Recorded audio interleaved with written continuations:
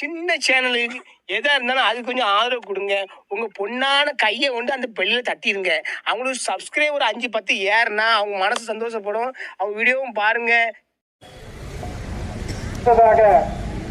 தோழர் பால் அவர்கள், அவருடைய நண்பர் பால் அவர்கள் ஒரு 5 முடிவு படிப்பில்கள் அஞ்சலி செலுத்துமாறு தோழனுக்குரிய அனைத்து அமைப்பு தோழர்களுக்கும் சர்வநகத்தை தெரிவித்துக் கொள்கிறேன்.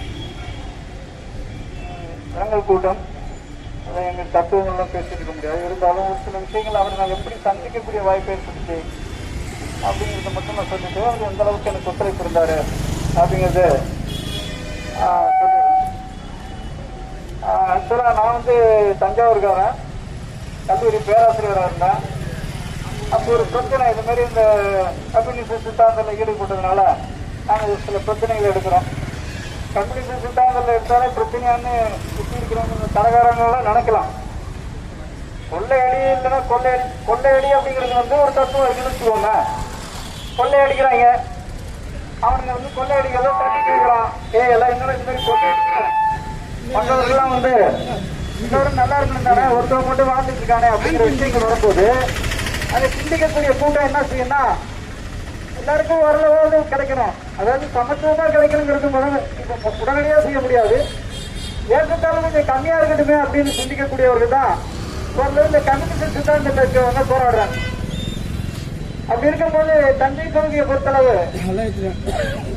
விவசாயிகள் பிரச்சனை வந்து கொஞ்சம் அதிகம். நிலச்சுவாந்தார்கள் கொஞ்சம் அதிகம். தற்போது வாண்டியார், குணத்தேவர், வடபாடி மைனர், கோபாலகிருஷ்ண நாயுடு போன்ற பெரிய பெரிய ஆட்கள்லாம் இருந்தாங்க. இதுல என்னன்னு கேட்டீங்கன்னா விவசாயிகள் வந்து இந்த கூலிக்காக போராடுற நேரம் அதுல ஒரு நிகழ்வு நடக்குது. கோபாலகிருஷ்ண நாயுடுனால இந்த கீழ்வன்மணி படுகொலைன்னு கேள்விப்பட்டிருப்பாங்க. அதுல கொஞ்சம் மக்களை வந்து எரிச்சிடலாம். எரிச்சோன்னா அங்க வந்து இயல்பா போராடுறவங்களுக்கு சில சிந்தனைகள் இருக்கு. ஜனநாயக தான் போராடுறாங்க. இருக்கக்கூடிய அனைவருமே ஜனநாயக சமூக ரீதியான விஷயங்களை எடுத்து சொல்றோம். அடிக்க என்ன ஆகும், கொஞ்சம் வேக போடுறாங்க கம்யூனிஸ்ட்கள். அதுல கம்யூனிஸ்ட் ஒருத்தவர் என்ன செய்யறாரு, கோபாலகிருஷ்ண நாயுடு போடுறாரு. அப்ப இந்த திராவிட கட்சிகள் வந்து இவர்களோடு இணைந்து போராடிக்கிட்டு இருந்த திராவிட கட்சிகள் சட்டம் வந்து விட்டது கைவிட்டோம் அப்படின்னு சொல்லி நம்ம மிக சிறந்த முறையில பாராட்டக்கூடிய அண்ணாதுரை கூட அப்ப வந்து விலகி நின்னாரு. வேற வழி இல்ல, கம்யூனிஸ்ட்கள் தான் கையில் எடுத்தாங்க. அல்ல தங்கவேல் ஒரு தோழர் பேரு வந்து மாறி இருக்கலாம், அவர் கோபாலகிருஷ்ண நாயுடு போடுறாரு. அதனால இவங்க வந்து இவனுங்க என்ன செய்யறது, உடனே கவர்மெண்ட் அடடா இவனுங்க எல்லாமே வந்து தீவிரமா சிந்திக்கக்கூடியவங்க அப்படின்னு ஒரு எச்சரிக்கை மையம் கொடுத்துக்கிட்டே இருப்பாங்க.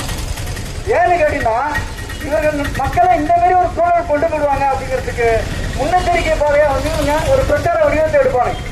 இது இந்த முதலாளிகளும் இந்த பண்ணையார்களும் செய்யக்கூடிய அயோக்கியத்தனங்கள். ஆக்சுவலா நம்ம வந்து ஜனநாயக ரீதியா வந்து சில விஷயங்களை எடுத்து சொல்றோம்.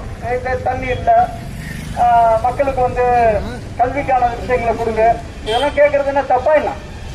அது வந்து நசுக்க கண்டிப்பா வந்து கம்யூனிஸ்டுகள் போன்றவர்கள் வந்து போராடவும் செய்வாங்க. அது வந்து சமயத்துல கொஞ்சம் கோபமா வரும்போது அவன் வந்து ஆயுதத்தை வச்சு அடிக்கும் போது இவனை திருப்பி ஆயுதத்தை வச்சு தாக்க வேண்டிய சூழ்நிலை கூட அது ஒரு பெரிய தவறு கிடையாது. அதே போன்று இன்னைக்கும் அடுத்தபடியா இந்த பெரிய பண்ணையாறு விவசாயத்திலிருந்து கொஞ்சம் இண்டஸ்ட்ரீஸ் வளர்ந்து இந்தியாவில் இப்போ சுதந்திரம் கருத்து சுதந்திரம் தான், பொருளாதார சுதந்திரம் கிடையாது, கொடுக்கல. சும்மா கருத்து சுதந்திரம் மட்டும் கொடுத்தாங்க. அதை வச்சு ஏமாத்துறதுக்கு ஒரு கூட்டம் பின்னாடியே பன்னாட்டு நிறுவனங்கள் வந்து அதன் அடிப்படையில் தான் பன்னாட்டு நிறுவனங்களுடைய துணையோடு காந்தியை வச்சு கொடுத்தாங்க. அதாவது காந்தியார் என்ன தப்ப சொல்லல, வழியில் அவர் என்ன செய்வார், அவர் அகிம்சையை கையில் எடுத்தாரு. அவர் பாவம் வந்து என்ன செய்ய முடியும், அகிம்சையை வந்து கையில எடுத்தாரு அப்படிங்கிறத விட எடுக்க வச்சாங்கன்னு தான் சொல்ல முடியும். அது தென்னாப்பிரிக்கால இருந்தவரை ஒரு கொண்டாடிக்க வச்சு ஒரு பொம்மையா வச்சு ஏதோ பண்ணியிருந்தாங்க. அப்பயும் இந்த போராட்டங்கள் கம்யூனிஸ்ட் போராட்டங்கள் நடந்து கொண்டிருந்தாங்க. அது என்ன வேடிக்கைன்னு கேட்டீங்கன்னா காந்தியோடய இணைந்து வாழ்ந்த நேரு, ஜவஹர்லால் நேரு, அவர் வந்து மிகச்சிறந்த ஒரு சிந்தனைவாதி அப்படின்னு நினைச்சா கூட ஒரு முறை அவர் வாழ்ந்த கிளாஸ் கேரக்டர்னு பேரு. என்னதான் நீ வந்து சித்தாந்தங்களை எடுத்து நீ வளர்த்தினாலும் உடைய கிளாஸ் கேரக்டர் வெளிப்பட்டு போகும். நேரு வந்து என்ன செய்யறாருன்னா ஆந்திராவில் விவசாயிகள் போராடி இருந்தான். அந்த போராடிகளை வந்து இவன் என்ன மோடி செய்யறது, மோடியோட கொடுமையான விஷயத்தை நேரம் செஞ்சார். பீரங்கியில வச்சு அடித்து சின்னப்படுத்தினாங்க. எவ்வளவோ பேர் கொல்லப்பட்டாங்க ஆந்திராவில். அதுக்கு அவங்க பேர் வச்சதுன்னா நக்சலைட் வச்சான். எங்க இருந்தா நக்சலைட்? நக்சல் பாறைங்கிறவங்க வந்து வெஸ்ட் பெங்கால்ல இந்த கிராமத்திலிருந்து வந்தவன். அந்த சிந்தனை ஏற்றுக்கொண்டவர்கள் நக்சல் பாறை. நக்சல் பாறைகள் வந்து கம்யூனிஸ்ட் சித்தாந்தத்தை ஏற்றுக்கொண்டவர்கள் ஒழிய அவர்கள் ஒன்றும் வன்முறையா அவர்கள் கிடையாது. ஆனா இவங்க வந்து கொஞ்சம் கொஞ்சமா இவர்கள் இப்படி போராடுவது எங்கே அங்க வெடிச்சிருவோம் அப்படிங்கிறதுக்காக அந்த ஜவஹர்லால் நேரு என்ன செஞ்சாருன்னா ஒரு பிளே பண்ணலாம். நேரு அவரை தவறா வந்து பண்ணான்னு சொல்லி வருத்தப்படுறேன் பண்ணினார். அவர் என்ன செஞ்சாருன்னா அதாவது நாங்க கேட்க நீங்க கேட்டு சோசியலிஸ்ட் தாங்கடா இதை லெனின் சொல்லுவார். நீ என்ன கையில் எடுக்கிறியோ அதுக்கு பேரலா நான் ஒண்ணு எடுப்பேன் உன்னை ஏமாத்துறதுக்காக. அதே மாதிரிதான் அங்க என்ன ஆச்சுன்னு கேட்டீங்கன்னா ஃபேபியன் சோசியலிசம் அப்படின்னாரு, கற்பனாபாத சோசியலிசம். அந்த சோசியலிச கருத்திலேயே வச்சு இதுவும் சோசியலிசம் தானே சொல்லி அவங்க கொண்ட மக்கள் வந்து கொஞ்ச நஞ்சம் இல்லை அந்த நக்சல் எழுச்சி வந்து அடக்கப்பட்டுச்சு. ஆனா அடக்கப்பட்டதை நினைத்துக் கொண்டிருந்தார்கள். ஆனா பீனிக்ஸ் பறவை என்பது அவனுக்கு புரியாது. அது பிற்காலத்தில் அது மேல வளர்ந்து இன்னைக்கு மாவோயிசம் வளர்ந்து இருக்கு. இன்னும் மாவோயிஸ்டுகள் தான் தீவிரவாதி தான். மாவோயிசம் வந்து தீவிரவாதி இல்லை, ஒன்றும் இல்லை. இங்க இருக்கக்கூடிய தாழ்வு பொருளை அள்ளிக்கிட்டு போறாங்க. சாதாரண மக்கள் தத்துவத்தை புரிந்து கொள்ளாத நடுத்தர வர்க்க மக்கள் இப்ப சினிமாலாம் பாக்குறான்னு அதுல எடுத்துக்கோங்க. சில படங்கள்ல பார்ப்போம். அந்த படங்கள்ல பாத்தீங்கன்னா இந்த இரு சுரங்கத்துல துள்ளுவான், அவனுக்கு ஒரு ஹீரோ வருவான், அதை மட்டும் கை விட்டு வெளியே வந்துடுவான்.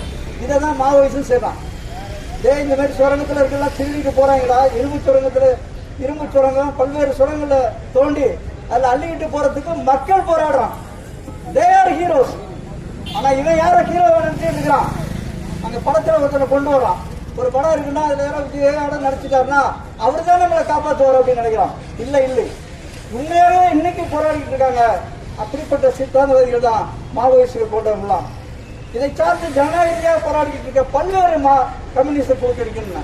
இந்த சித்தாந்தங்களை ஜனநாயக ரீதியாக இங்க தமிழ்நாட்டை பொறுத்தளவு பல்வேறு சிந்தனையாளர்கள் இருக்காங்க. ஜனநாயக ரீதியாக யாரும் வந்து ஆயுத பிரச்சனை நடத்த அந்த கம்யூனிஸ்ட் விரும்பணும். நீங்க அடிச்சுன்னா தாங்க முடியாம நாங்க ஆயுத பிரச்சனை வேண்டிய கட்டாயம் ஏற்படும் அப்படிங்கிறதுதான் உண்மை. இந்த விஷயத்தை பொறுத்தளவு இங்க உள்ள இந்த ஜனநாயக சித்தாந்தவாதியில மிகச்சிறப்பானவர் மார்த்தாண்டன் அப்படிங்கிறதுல எந்தவித வந்து மறுதளிப்பு கிடையாது. அந்த அளவுக்கு வந்து மார்த்தாண்டனை பொறுத்தவரை வந்து என்னன்னு கேட்டீங்கன்னா என்னோட வழக்குரைஞரா இருந்தாரு என்பதை விட என்னை வழக்குரைஞரா உருவாக்குனவரே அவர் தான். காரணம் நான் இப்ப முதலே சொன்ன கல்லூரி பேராசிரியராக இருந்தேன். அரசாங்கத்துக்கு ஒரு கொஞ்சம் சிம்ம சக்கரமா இருந்துட்டோம் ஒரு குறிப்பிட்ட பேரு. அதனால எங்களை தூக்கி கொண்டாங்க வேலூர்ல போட்டான். வாழ்வதற்காக போராடி கொண்டிருக்கிறோம். அப்ப சில போராட்டங்கள் எடுக்கிறோம். அப்படி எடுக்கப்பட்ட போராட்டத்துல முக்கியமான போராட்டம் என்னன்னா விடுதலை புலிகள் வந்து பேன் பண்ணிட்டாங்கன்னா சென்னையில தோழர்கள் வந்தாங்க. விடுதலை புலிகளை பேன் பண்ணிட்டாங்க, என்ன செய்யலாம் தோழர்னா, சரி ஈழ வெளியேற்றாதுன்னு வேலூர்ல ஒரு மீட்டிங்கை போடு அப்படின்னு ஒரு மீட்டிங்கை போட்டேன். மீட்டிங்கை போட்டு லட்சுமி சென்டர்ல தான் அது நடக்குது. அப்ப எல்லாம் போலீஸ் வந்து இடத்தையும் அரெஸ்ட் பண்றாங்க, போடுறாங்க. அரெஸ்ட் பண்ணிட்டு அப்புறம் விட்டுறாங்கன்னு வச்சுங்களேன். அப்ப போலீஸ் ஒரு கண்ணன் எப்படி இந்த மாதிரி போராட்டங்களை உருவாக்கிட்டே இருக்கிறாங்க, இவங்க எப்படி மறக்கிறது. அந்த நேரத்தில் தான் இவரை நான் சந்திக்கிறேன். வந்து சந்திக்கக்கூடிய வாய்ப்பு ஏற்படுது. அப்ப நான் புகார் வைக்கிறாங்க, வர்றாரு. வரப்பொழுது பல்வேறு விஷயங்களை என்கிட்ட வந்து அவருக்கு என்னன்னா நான் கொஞ்சம் மார்க்சிய லெனினிய அடிப்படையில் உழைக்கும் மக்களுக்கான விடுதலை போராட்டம் என்பதில் கொஞ்சம் ஆழ்ந்த சிந்தனையுடைய காரணம் நாங்கள் வறுமையிலேருந்து போராடி வரோம். அந்த வறுமை வந்து தாக்கத்தினால அதில் ஆழ்ந்ததில் ஈடுபாடுடையவனாக இருந்தேன். ஆனால் இவர் எடுத்துக்கிட்ட கருத்து வந்து அதிலிருந்து ஒரு தமிழ் இன விடுதலை, அந்த பாட்டாளி சிந்தனையிலே தமிழ் இன விடுதலை அதுவும் மிக சிறப்பான ஒன்று, தேசிய விடுதலை என்பது. அதை அடிக்கடி அவர் பேசுவார். எனக்கு அவருக்கு சில சமயத்தில் முதல்ல சோத்துக்கு வெளியே போறியா அப்படி இனத்தை பற்றி பேசணும் யதார்த்தமாக பேசுவோம். தத்துவ ரீதியில் அவர் சொல்றது சரியான விஷயங்கள். ரெண்டு பேருக்கு இடையில சில முரண்பாடுகள் வந்தாலும் கூட விளையாட்டு தத்துவ முரண்பாடுகள் மட்டும்தான் வரும். ஆனால் ரெண்டு பேரும் வந்து இப்படி இருந்துகிட்டு இருக்கும்போது அவர் சொல்லுவார், இந்த மாதிரி வந்து இணைந்து போராடக்கூடிய சில விஷயங்கள்ல சில கருத்துக்கள்ல அவர் கொடுக்குற கைட்லைன்ஸ் வந்து சரியா இருக்கும். ஏன்னா நிறைய அவர் படிச்சுக்கிட்டே இருப்பார். நானும் படித்தாலும் கூட ஏன்னா கொஞ்சம் போராட்ட காலத்தில் அப்படி இருந்துகிட்டே இருப்போம். அவர் நிறைய நூல்களையும் படிப்பார், போராட்டத்தில் இணைச்சுவார். அவருடைய கருத்துக்கள் சொல்லுறது வந்து எனக்கு அவருக்கு தாட்சில் ஐக்கியம் வரும். அதற்கு பிறகு 48 விடுதலை புலி கோட்டையில் தப்பிச்சு போயிடுவான். உடனே உடையாந்தாங்க. அதை தப்பிச்சு போகிறதுக்கு நீதான் உதவி செஞ்ச. இது சும்மா வந்து ஒரு மேலே போன உருவாக்குனாங்க. ராஜேஷ் பேர் தன்னை உட்காந்துதான் இன்னமாரி நீதான் கொண்டு பேனாவில் வந்து ஒரு விஷயத்தை கொடுத்துட்ட. அதனால நீ வந்து இனிமேல் இதில் இயங்கவே கூடாது. என்னை மிரட்டத்துக்காக சொல்கிறான். நீ மக்கள் யுத்தத்துக்கு வேலை செய்யாத, தமிழில் விடுதலை படைக்க வேலை செய்யாத, இல்லையா சும்மா ஹியூமன் ரைட்ஸ் வேலை செய்யணும். நோ நோ நோ நோ அது வேற நீ பண்ணிட்டு இருக்க அப்படிங்கிற நேரத்தில் அவர் சொன்னார். இவங்களுக்கு சொன்ன ஒரு ஐடியா என்னன்னா, சரி தோழர் நீ தான் நிறைய படிச்சிருக்கல, ஒரு வக்கீலுக்கு படிச்சுட்டா இவங்களை வந்து கோர்ட்டில் சந்திப்போம் அப்படின்னு சொன்னேன். உடனே நான் அதுக்கு பிறகு தான் வழக்கறிஞருக்கு நான் படிக்கிறேன். வழக்கறிஞருக்கு படித்த பிறகு அதுக்கப்புறம் இந்த பல்வேறு விஷயங்கள் எடுக்கிறோம். அதுக்கெல்லாம் ஒத்துழைப்பாக இருந்தார். ஒரு என்கவுண்டர் விஷயத்தை எடுக்கிறோம், ஊத்தங்கரை நக்சல் பரிகள் இது பண்ணும்போது எடுக்கிறோம். இதில் பல்வேறு விஷயங்களுக்கு கோஆர்டினேஷன் கொடுப்பார். அது முழுமையாக இயங்கி வேலை செய்ய முன்னாலும் சில கோஆர்டினேஷன் கொடுப்பாரு. மிக எளிமையான தோழர். இன்னும் சொல்லப்போனால் பாலாறில் வந்து பாலாறு போராட்டத்தை இங்கே பாலாறு இயக்கமாக நடத்திட்டு வரும்போது நான் தோட்டாளத்தில் இறங்கி வேலை செய்யணும்னு இறங்குறேன். அப்போ ஒரு 3500 பேர் மக்களை திரட்டி நான் போராடிட்டு இருக்கேன். போராடும் பொழுது இப்போ இந்த அம்மா அந்த அதிமுகவுடைய முதலமைச்சராக இருந்தாங்களே ஜெயலலிதா அம்மா, அந்த அம்மா வந்து பாலாரை கான்சன்ட்ரேட் பண்ணி அந்த மண்ணை திருடி விட்டுக்கிட்டு இருக்காங்க. அதுக்கு ஓபிஎஸ்லேருந்து எல்லா பேரும் வந்து நத்த விஸ்வநாதன் இன்னைக்கெல்லாம் எல்லா ஒரு 5 பேர் அவங்க ஃபுல்லாக வந்து கண்ட்ரோல், டோட்டல் கண்ட்ரோல். என்னன்னு கேட்டிங்கன்னா அந்த கல் எடுக்கிறது, மண் விற்கிறது, இதை விற்ற ஒரு இன்னைக்கு டாஸ்மார்க் ஸ்டாலின்னா அன்னைக்கு மணலை கொள்ளை வச்சுட்டு மக்களுக்கு கொடுக்குறது விஷயத்துல ஜெயலலிதா அம்மா ரொம்ப திறமையாக இருந்தாங்க. அப்போ அடுத்து இது பண்ணும்போது இவங்க அந்த போராட்ட அத்தனை மக்களுக்கு 10,000 ரூபாய் கொடுத்தாங்க ரேஷன் கார்டு. இந்த போராட்டத்தை பின்னுக்கு தள்ளுவது எவ்வளோ திட்டமிட்டு வேலை செஞ்சாங்க. என்னிட்ட அனலைட் பண்ணுறாங்க, ஆலினேஷன் பண்ணுறாங்க. அப்போ நான் என்ன சொல்கிறேன், நம்ம தோழர்களை போராடி இந்த பாலாறு விழிப்புணர்வு இயக்கம், மாக்காய்க்கா போன்ற இயக்கங்களை போய் ஒரு வழக்கறிஞர் பின்னால் நிற்கிற கூட்டத்தை விட அமைப்பு சரியா இருக்குன்ற போது முன்னின்று அதை எடுத்துச் செல்வார் பரசுராமன். இங்க இருக்கக்கூடிய பரசுராமன் தோழர், இங்க அங்க ராஜி அமுதன் போன்றவர்கள்லாம் அந்த பகுதிகள், இங்க இந்த ஆற்காடு பக்கங்கள்ல சிபிஎம்சி எல்லாமே எல்லா அமைப்புகளும் கொண்டு வந்து போராட ஆரம்பிச்சாங்க. ஆனா என்ன கவனிக்கணும்னு கேட்டீங்கன்னா, அந்த மக்கள் வந்து 10,000 ரூபாய் வாங்கிட்டா கூட அடுத்த முறையில மாசாணிக்கு சொல்ற மாதிரி மக்களோட உந்து சக்திகள் பார்த்தோம் அப்படின்னா உள்ள போறேன் கிராமத்துக்குள்ள திருப்பி வந்து இன்னொரு 10,000 வாங்கி கொடுக்க கூடாதா அப்படின்னு கேட்கும். எதார்த்தம் அதுல கசியது. அதனால கேட்கும், இப்பா நான் 10,000 கிடைக்குதா இல்லை உத கிடைக்கும் வரியா அப்படின்னு அந்த அம்மாட்ட கேட்கிறேன். மரணத்துக்கு சொல்லி அடி வாங்கி அந்த தோட்டாளத்துல நடந்த போராட்டத்தில் இருந்துச்சு. அதனால மக்கள்கிட்ட வந்து எப்பவும் மக்களை குறைக்க வேண்டிய அவசியமே இல்லை. காரணம் அவங்க பணம் பசிக்காக, ஆனால் அந்த தன்னுடைய மண்ணு என்ன பாதுகாக்கிறதுல மக்களை தவிர வேற யாரும் வந்து போராளிகளாக இருக்க முடியாது.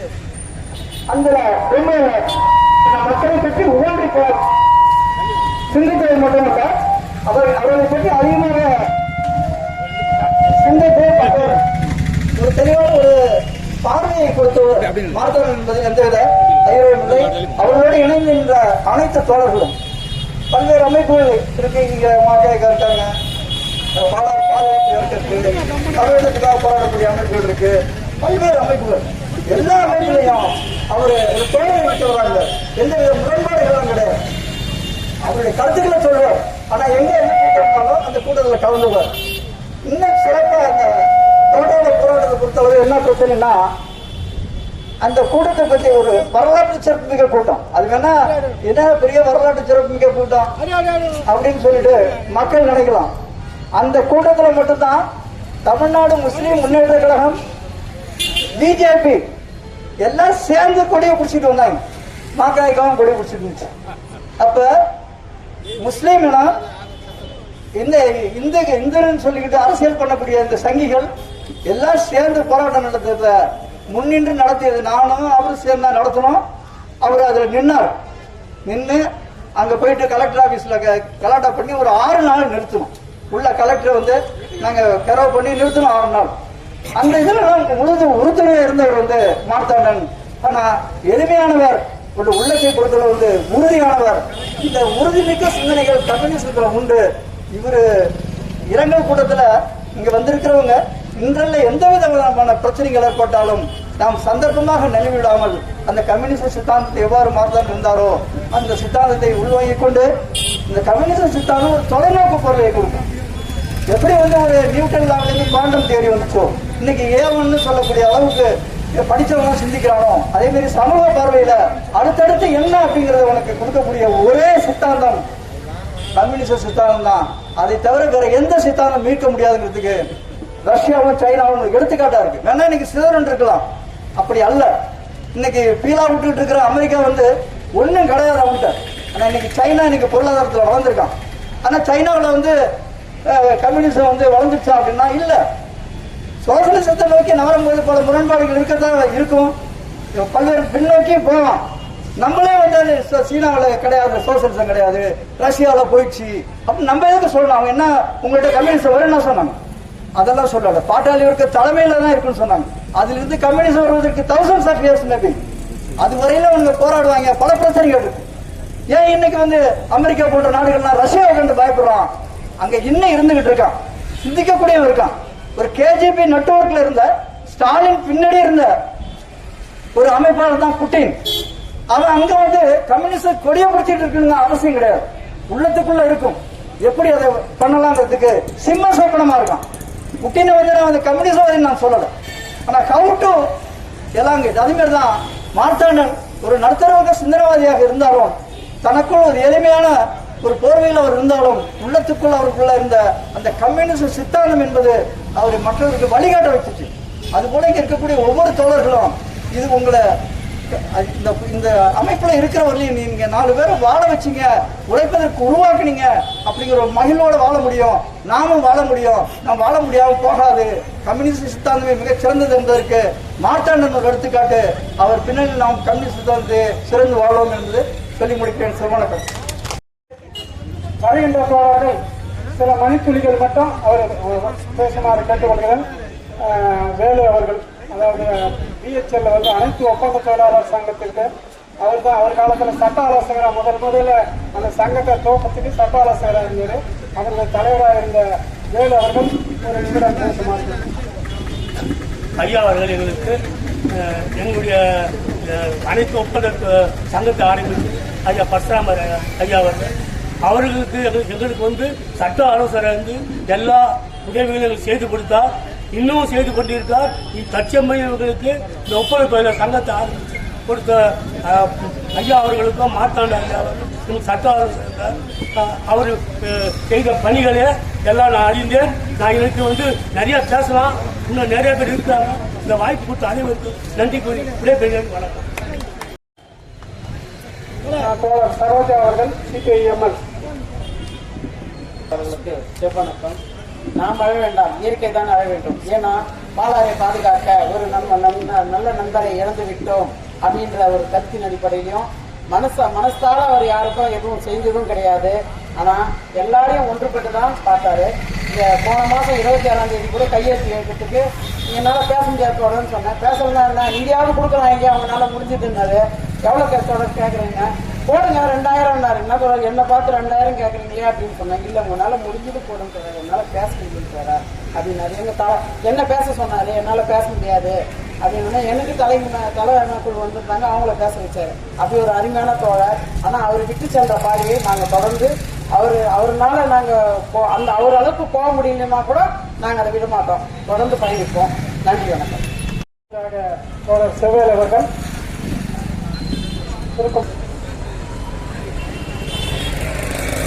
தோழர் மார்த்தாண்டன் அவர்களுக்கு வீர வணக்கம். தோழர் வழக்கறிஞர் மாத அவர்கள் சொன்னதை போல அனைவருக்கும் சமம். இந்த பொருளிலிருந்து மக்களை பாதுகாக்க வேண்டும் என்ற அந்த பொது உடைமை தத்துவத்தின்பால் அவருக்கு மிகுந்த ஈடுபாடு. அந்த புரட்சி எப்படியாவது நடந்தாக வேண்டும் என்கிற அந்த முனைப்பும், அவர் பொதுக்கூட்டங்கள் பேசுகிற அந்த முனைப்பும் என்பது எப்படியாவது நம் காலத்திலே அந்த புரட்சியை அடைந்து விட வேண்டும் என்கிற அந்த வேட்கையோடு அவருடைய பேச்சு இருக்கும். அது மட்டுமல்லாமல் இயற்கையை பாதுகாக்க வேண்டும் என்ற எண்ணத்திலே பாலாற்றிலே நிறைய போராட்டங்களை நடத்தினார். அதிலே மிக முக்கியமானது பெரிய பேரணி ஒன்று, அது வரலாறு காணாத பேரணி.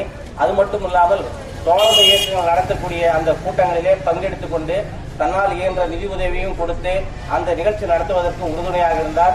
அவருடைய செயல்பாடுகள் என்பது தமிழ்நாட்டின் விடுதலை, தோழர் சொன்னதை போல இன விடுதலை, தமிழ்நாட்டின் விடுதலைக்கு மிகவும் அக்கறை கொண்டவர். புத்தகங்களை கொண்டு போய் கொடுத்தார், புத்தகங்கள் வாங்கிக் கொள்வார். அமைப்புடைய புத்தகங்கள் இருந்து பார்க்க மாட்டார். எல்லா புத்தகங்களையும் வாங்கிக் கொண்டு அதுக்குரிய தொகையை கொடுத்து கொண்டு நம்மை மேலும் ஊக்கப்படுத்துகிற அந்த போக்கு அவரிடம் இருந்தது. வேலூர் மாவட்டத்திற்கு ஒரு பெரிய இழப்பு. ஆனாலும் அவர் செய்த அந்த பணியை தொடர்ந்து நாம் முன்னெடுப்போம். அவருடைய பாதையிலே அந்த பொது உடைமை கோட்பாடையும் தமிழ்நாட்டு விடுதலையும் இயற்கை வளத்தையும் நாம் பாதுகாக்க உறுதியேற்போம் என்று கூறி வாய்ப்புக்கு நன்றி கூறி விடைபெறும். நன்றி, வணக்கம். நன்றி. அடுத்ததாக ஏஐடிசி கட்டுமான தொழிலாளர் சங்கம் சங்கர் மேஸ்திரி அவர்கள் 2 மணித்துளிகள் பேசுமாறு.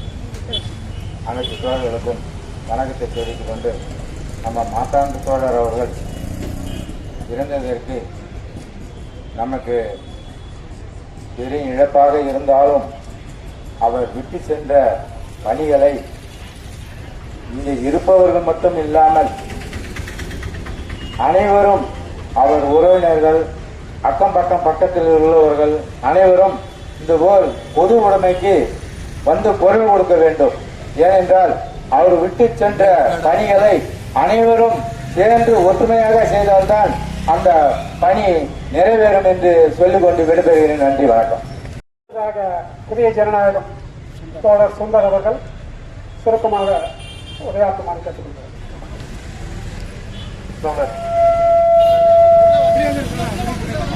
தோழர் மார்த்தாண்டன் அவர்களுடைய படத்திருப்பு அஞ்சலி கூட்டத்திற்கு தலைமை தாங்கி நடத்திக் கொண்டிருக்கின்ற தோழர் பரசுராமன் அவர்களே, இந்த படத்திருப்பு நிகழ்ச்சியில் இரங்கல் உரையாற்றிய தோழர்களே, எனக்கு பின்னால் உரையாற்ற இருக்கின்ற தோழர்களே, சத்துவாச்சாரி பகுதியில் இருக்கின்ற வியாபாரிகளே, நண்பர்களே, உங்கள் அனைவருக்கும் என்னுடைய மாலை நேர வணக்கத்தை தெரிவித்துக் கொள்கிறேன். தோழர்களே, தோழர் மார்த்தாண்டன் அவர்கள் எங்கேயோ, தோழர் குப்பன் அவர்கள் கூறியது போல, எங்கேயோ தென்கோடி தென் தமிழகத்தில் பிறந்து அங்கே கல்வி பயின்று இங்கே சிஎம்சியில் வேலை செய்து கொண்டு அதன் பிறகு அவர் வழக்கறிஞராகவும்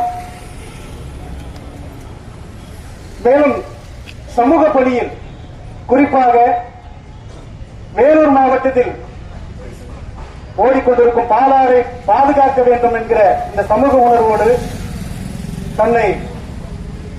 தன் வாழ்நாள் முழுவதும் அந்த பணியில் ஈடுபட்டிருக்கிறார். தோழர்கள் குறிப்பிட்டது போல இறுதியாக கடந்த ஜனவரி 27ஆம் தேதி கூட கையெழுத்து இயக்கத்தில் தன்னை பங்கெடுத்து வைத்திருக்கிறார். இயற்கை மீது எந்த அளவுக்கு தோழருக்கு ஆழ்ந்த பற்றும் இருந்திருக்கிறது என்பதை நாம் உணர முடிகிறது.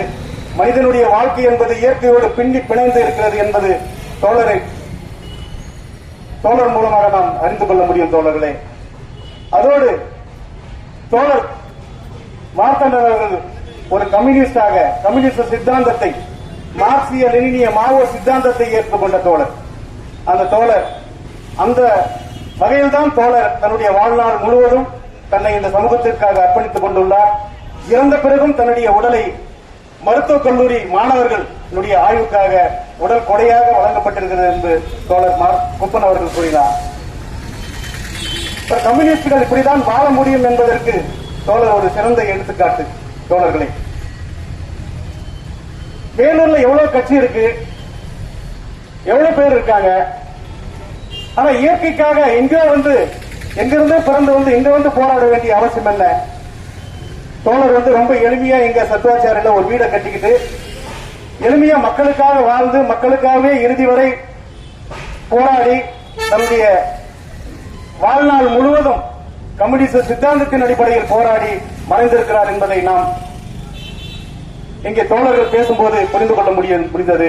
தோழர்களே, எங்கெல்லாம் இயற்கையை பாதுகாக்க வேண்டும் என்று போராடுகிறார்களோ, மனித உரிமைக்காக போராட வேண்டும் என்கிறார்களோ, ஒடுக்குமுறைகள் அடக்குமுறைகள் எதிராக எங்கெல்லாம் போராடுகின்றார்களோ அந்த மக்கள் எல்லாம் இன்றைக்கு அடக்கி ஒடுக்கப்படுகிறார்கள். ஆனால் தோழர் மார்த்தாண்டன் அவர்கள் தோழர்கள் கூறியது போல கடந்த 20 ஆண்டுகளுக்கு மேலாக பாலாறு பாதுகாப்பு இயக்கம் என்கிற அந்த இயக்கத்தினுடைய அமைப்பாளராக இருந்து கொண்டு அந்த இயக்கத்தினுடைய எடுக்கும் போராட்டத்தில் தன்னை முன்னணியாக பங்களித்துக் கொண்டிருக்கிறார். தோழர்களே, தோழருடைய அந்த அர்ப்பணிப்பு என்பது, சமூக அக்கறை என்பது நாம் அனைவரும் அவரிடமிருந்து கற்றுக்கொள்ள வேண்டிய ஒன்றாக இருக்கிறது. தோழர்களே, நாம் உண்மையாகவே அவருக்கு செலுத்த வேண்டிய அஞ்சலி என்பது அவர் விட்டு சென்ற இந்த பாலாறு பாதுகாப்போம் என்கிற இந்த இயக்கத்தை, பாலாறை பாதுகாப்போம், பாலாற்று குடிநீரை வேலூர் மக்களுக்கு கிடைப்பதற்கும், பாலாற்றை யாரெல்லாம் எப்படி சீரழிக்கப்படுகிறது, அந்த பாலாற்றை எப்படியெல்லாம் சீரழிக்கப்படுகிறார்கள் என்பதற்கு எதிராக நாம் ஒருங்கிணைந்து போராட வேண்டிய தேவை இன்றைய காலகட்டத்தில் இருக்கிறது நண்பர்களே. அந்த அடிப்படையில் நாம் ஒருங்கிணைந்து போராட வேண்டும். தோழர் விட்டு சென்ற பணியை நாம் தொடர்வோம் என்று கூறி எனக்கு வாய்ப்பளித்தமைக்கு நன்றி கூறி முடித்துக் கொள்கிறேன். அடுத்ததாக தோழர் மதன கவி அவர்கள். அனைவருக்கும் வணக்கம். தோழர் மார்த்தாண்டன் அவரை நான் பாப்பேகோபாவுடைய பொதுக்கூட்டத்தில் நேரடியாக பழகக்கூடிய ஒரு வாய்ப்பு இருக்கு. இங்கே இப்போ நாம நடந்து கொண்டிருக்கிற இந்த பொதுக்கூட்டத்தில் இந்த இடத்துல தான் ஒவ்வொரு ஆண்டும் இல்லை வாய்ப்புள்ள நாளில் நடக்கின்ற பொதுக்கூட்டத்தில் தோழர் ஆணைமுத்து பேசுவார். ஆணைமுத்து ஐயா பேசுவதற்கு முன்பு பெரியாரையும் மார்க்சியத்தையும் விமர்சனம் குறித்து பேசுவார். ஆணைமுத்துவிடவும் கேள்வி கேட்டு பேசுவார். பல நேரங்களில் அது என்னை போன்ற ஆணைமுத்து மீது ரொம்ப பற்றுடையவர்களுக்கு கொஞ்சம் ஒரு உறுத்தலா இருக்கும், கொஞ்சம் கோபம் கூட வரும். நான் பல முறை கோபப்பட்டிருக்கிறேன். ஆனால் தான் ஏற்றுக்கொண்டிருக்கின்ற, தான் ஒரு கொள்கையில் இருக்கின்ற உறுதிப்பாட்டிற்கு மார்க்சையும் பெரியாரையும் எப்படி பொருத்தி பார்க்க வேண்டும், அது இருக்கின்ற குறைகளை எப்படி நாம் தெளிவுபடுத்திக் கொள்ள வேண்டும் என்கின்ற தத்துவ தெளிவுள்ள ஒரு தோழராக தானாசா தோழர் இருந்தார். அவர் தான் ஏற்றுக்கொண்ட கொள்கைக்கு தீங்கில்லாமல், ஆணைமுத்து பல முறை சொல்லுவார், நாம் பெரியாரை ஏற்றுக்கொண்டோம், பெரியாரின் கொள்கையை ஏற்றுக்கொண்டோம். அந்த கொள்கையை ஏற்றுக்கொண்ட ஒருவர் அதற்காக பணி செய்யாமல் இருப்பது துரோகம் அப்படின்னு சொல்லுவார். அப்போ அவர் ஏற்றுக்கொண்ட பணியை, அவர் மக்களுக்காக செய்யக்கூடிய பணியை அவரால் முடிந்த அளவிற்கு செய்தார். அதை நாம் பாராட்ட வேண்டும். அவரை போல் நாமும் இந்த சமூகத்திற்கு தன்னால் என்ற ஒரு பணியை செய்து முடிக்க வேண்டிய நேரம் தற்போது இருக்கின்ற சூழல் பெரிய ஆபத்தான ஒரு சூழலாக இருக்கிறது.